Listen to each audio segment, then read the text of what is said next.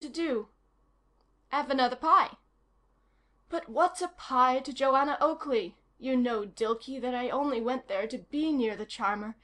Damn the shutters and curse the spectacles. She loves another, and I am a desperate individual. I should like to do some horrible and desperate act. Oh, Joanna, Joanna, you have driven me to the verge of what do you call it? I'll take another veal, if you please, Mrs. Lovett." "Well, I was wondering how you got on," said his friend Dilky, "and thinking of calling upon you." "Oh, it was all right. It was all right at first. She smiled upon me." "You are quite sure she didn't laugh at you?" "Sir, Mr. Dilky." "I say, are you sure that instead of smiling upon you, she was not laughing at you?" "Am I sure? Do you wish to insult me, Mr. Dilky? I look upon you as a puppy, sir. A horrid puppy." "Very good. Now I am convinced that the girl has been having a bit of fun at your expense. Are you not aware, Sam, that your nose turns up so much that it's enough to pitch you head over heels? How do you suppose that any girl under 45 would waste a word upon you? Mind, I don't say this to offend you in any way, but just quietly, by way of asking a question."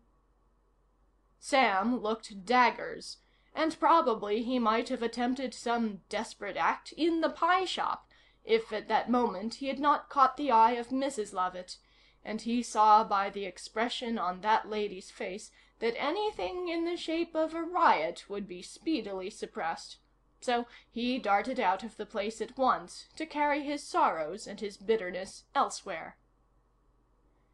It was only between 12 and 1 o'clock that such a tremendous rush and influx of visitors came to the pie shop, for although there was a good custom the whole day, and the concern was a money-making one from morning till night, it was at that hour principally that the great consumption of pies took place.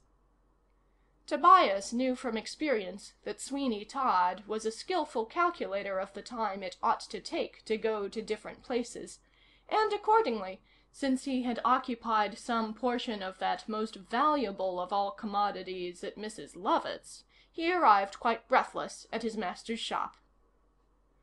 There sat the mysterious dog with the hat, and Tobias lingered for a moment to speak to the animal.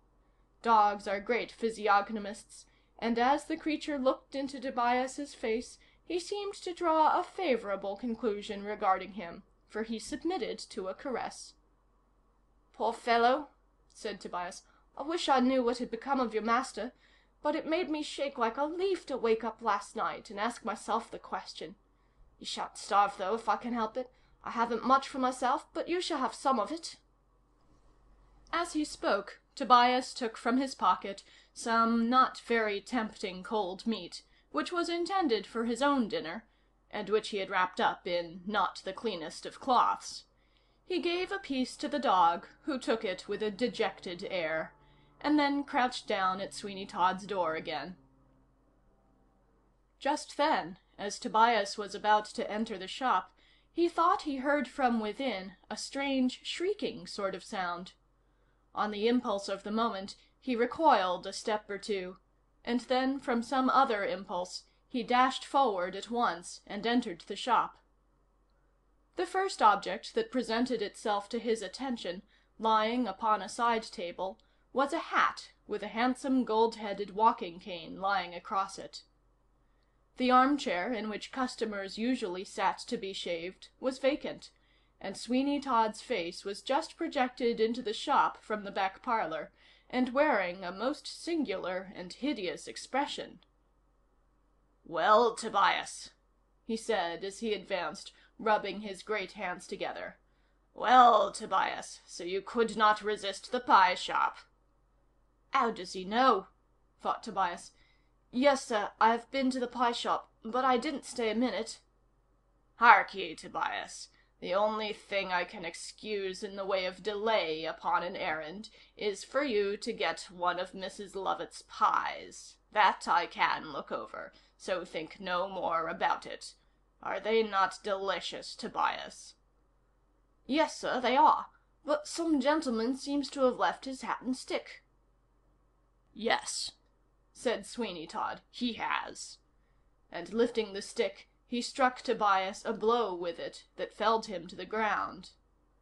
Lesson the second to Tobias Ragg, which teaches him to make no remarks about what does not concern him. You may think what you like, Tobias Ragg, but you shall say only what I like. "I won't endure it," cried the boy. "I won't be knocked about in this way, I tell you, Sweeney Todd, I won't." "You won't? Have you forgotten your mother?" "You say you have a power over my mother, but I don't know what it is, and I cannot and will not believe it. I'll leave you, and come of it what may, I'll go to sea or anywhere rather than stay in such a place as this." "Oh, you will you? Then, Tobias, you and I must come to some explanation. I'll tell you what power I have over your mother, and then perhaps you will be satisfied. Last winter, when the frost had continued 18 weeks, and you and your mother were starving, she was employed to clean out the chambers of a Mr. King in the Temple, a cold-hearted, severe man who never forgave anything in all his life, and never will." "I remember," said Tobias. "We were starving, and owed a whole guinea for rent, but Mother borrowed it and paid it, and after that got a situation where she now is." "Ah, you think so. The rent was paid. But, Tobias, my boy, a word in your ear. She took a silver candlestick from Mr. King's chambers to pay it. I know it. I can prove it. Think of that, Tobias, and be discreet." "Have mercy upon us," said the boy. "They would take her life." "Her life!" screamed Sweeney Todd. "Aye, to be sure they would. They would hang her, I say. And now, mind, if you force me, by any conduct of your own, to mention this thing, you are your mother's executioner. I had better go and be deputy hangman at once, and turn her off." "Horrible, horrible!" "Oh, you don't like that. Indeed, that don't suit you, Master Tobias. Be discreet, then, and you have nothing to fear. Do not force me to show a power which will be as complete as it is terrible." "I will say nothing. I will think nothing." "'Tis well. Now go and put that hat and stick in yonder cupboard. I shall be absent for a short time, and if anyone comes, tell them I am called out, and shall not return for an hour, or perhaps longer. And mind you take good care of the shop." Sweeney Todd took off his apron, and put on an immense coat with huge lapels, and then, clapping a three-cornered hat on his head, and casting a strange, withering kind of look at Tobias, he sallied forth into the street. End of chapter 4.